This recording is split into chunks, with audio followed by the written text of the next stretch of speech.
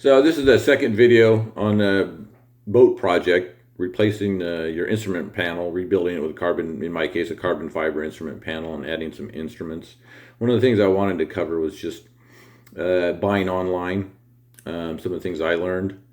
Uh, just when you're buying online and you see a listing, make sure you read all the fine print, even read the reviews, read the questions.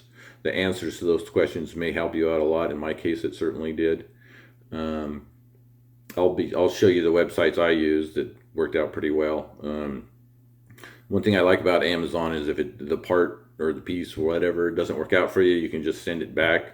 No hassle, no questions asked. That's not true with a lot of websites. You have to, if you want to return it, you have to request permission to return it, and they issue you a return number, and it's a huge pain in the ass.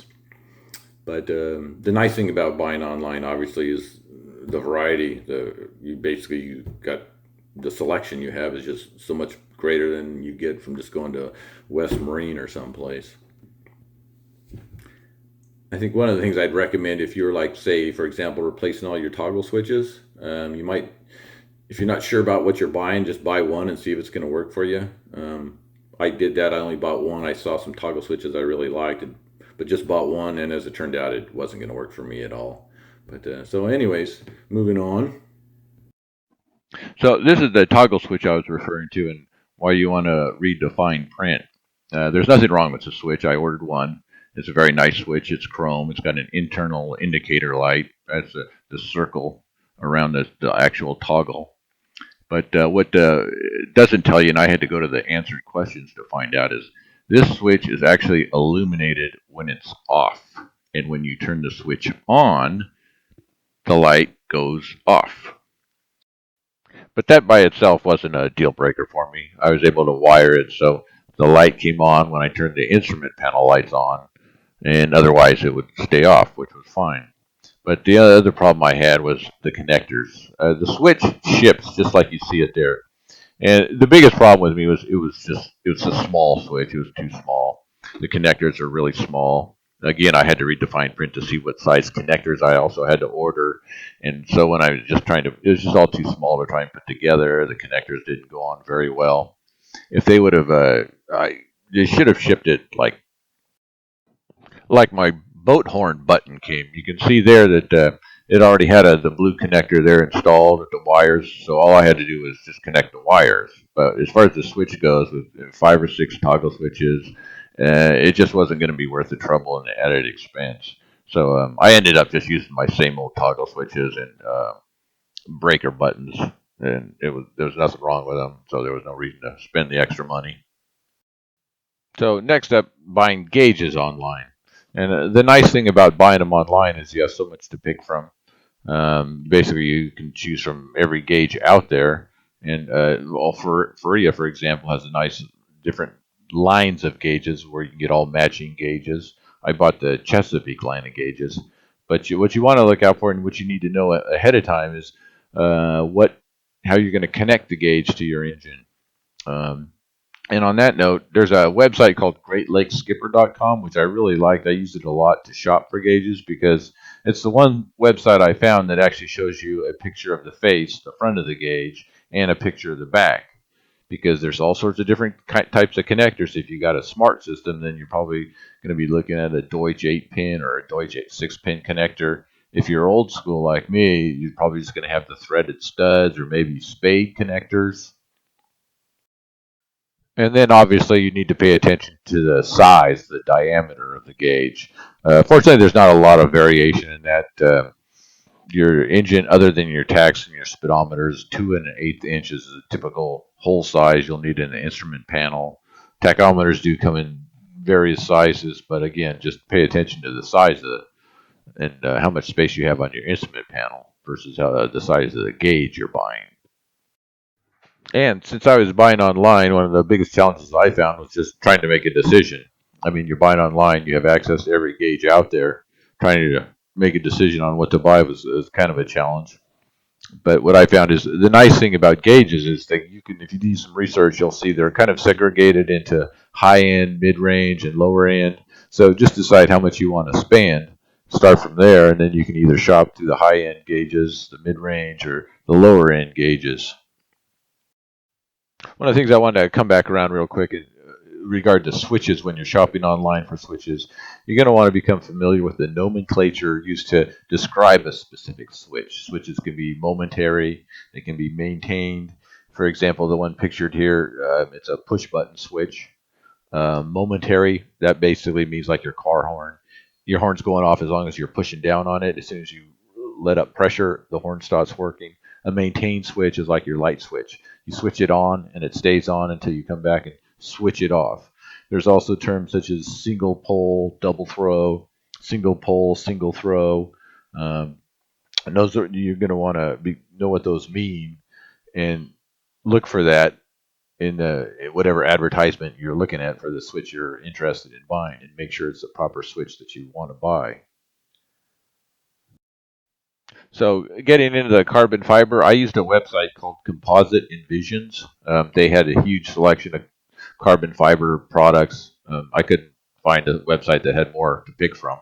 And then I also bought a yard of Kevlar. I did panels in both. I just wanted to see what the Kevlar would come out like.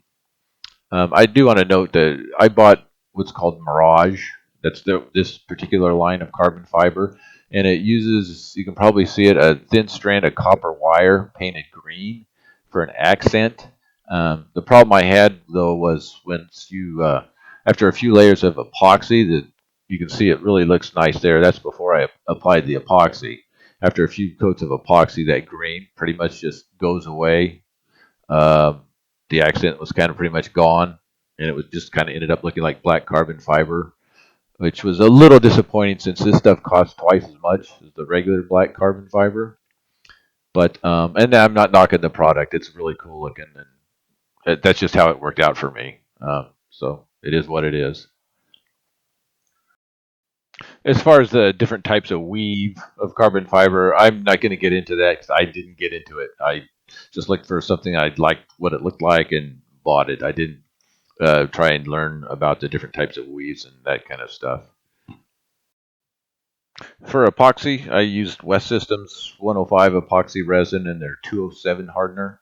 Their 207, that's a line that dries extra clear and worked out really well for this application. The pump system makes things really easy. I just did pump into the resin and the hardener and mix. Some people like to pump it and then weigh it. I didn't get that detailed, but I found the stuff really easy to use. I did some layups on some really hot days. It didn't set off too fast. It was pretty forgiving as far as, well, theoretically, as you imagine, as you're pumping from each can, they should theoretically empty at the same time. Well, those blue lines, that's when I was about halfway through my project. And as you can see, the cans weren't emptying at the same rate. At the rate I was going, I think I was going to run out of hardener before I ran out of resin. So I would actually kind of cheat a little bit and add a little more resin to try and even things out. And even doing that, I really didn't have any problems, although I wouldn't recommend it. But again, it was good. It was easy to use, easy to work with. Yeah, the West System epoxy, I just got that at Amazon. So next thing, this stuff you're gonna want to get. I saw somebody else using it on a YouTube video, and it's just, I don't know, an inch and a half, 2 inch thick square sheet of styrofoam insulation. And this, what this stuff is great for, is cutting on and using as a work surface. Putting your pattern down, you take your jigsaw, cut your pattern out, and then obviously the jigsaw blade can just run right into this. So it makes a great work top. For my actual instrument panel, I use this stuff, like, as you can see, it's called Yucca board. I just got it at Home Depot. It's an eighth of an inch thick. I liked it. It works really well. I liked it partly because it doesn't have wood grain in it like regular wood, and you're going to be drilling, and you want your drill holes for your gauges and your switches to be exact. And one of the things that can throw you off with wood is if you're, unless you have a drill press, if you're just doing freehand, the individual grains with their variation in density can cause the drill to actually slip. Like, I'm talking just half a millimeter or something like that. But when you want everything to be perfectly symmetrical, I preferred something like this, and it worked out pretty well. Shown here is some, it's about a 1/4 inch thick sanded plywood I used to make some side panels. One thing you definitely want to keep in mind is your base material, whatever you're using, it's going to show through the carbon fiber. So if you're doing some like black carbon fiber, you're going to want your base material to be black. Um, you can do that by adding a color additive to your epoxy. I don't know that I recommend painting it. I did that, and I'll show you later in the video, another video where it actually completely delaminated. It did not adhere or stick to the paint.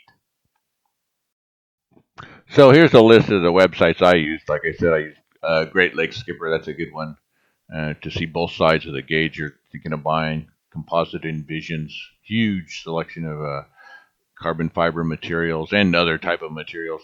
You don't have to use carbon fiber if you see something else you like. Boat ID, that's where I bought all my gauges from. Lauderdale speedometer, that's where I got the cylinder head temperature from. And I threw West Marine on here because while I was doing this, I also put a hydraulic steering system on my boat, tore out the cable steering. If you're having issues with cable steering, it, it's something I can recommend. It was easy to install, works great. And West Marine, I know their prices aren't exactly the cheapest around, but they do match Amazon and I think any store within 50 miles. So I just took in the ad from Amazon, showed it to them, and they knocked $200 off their list price. So good on them. So that's it for this video. In the next video, I'll kind of do a fairly short one on just preparing your template and getting it ready for laying the carbon fiber on it. So thanks for watching.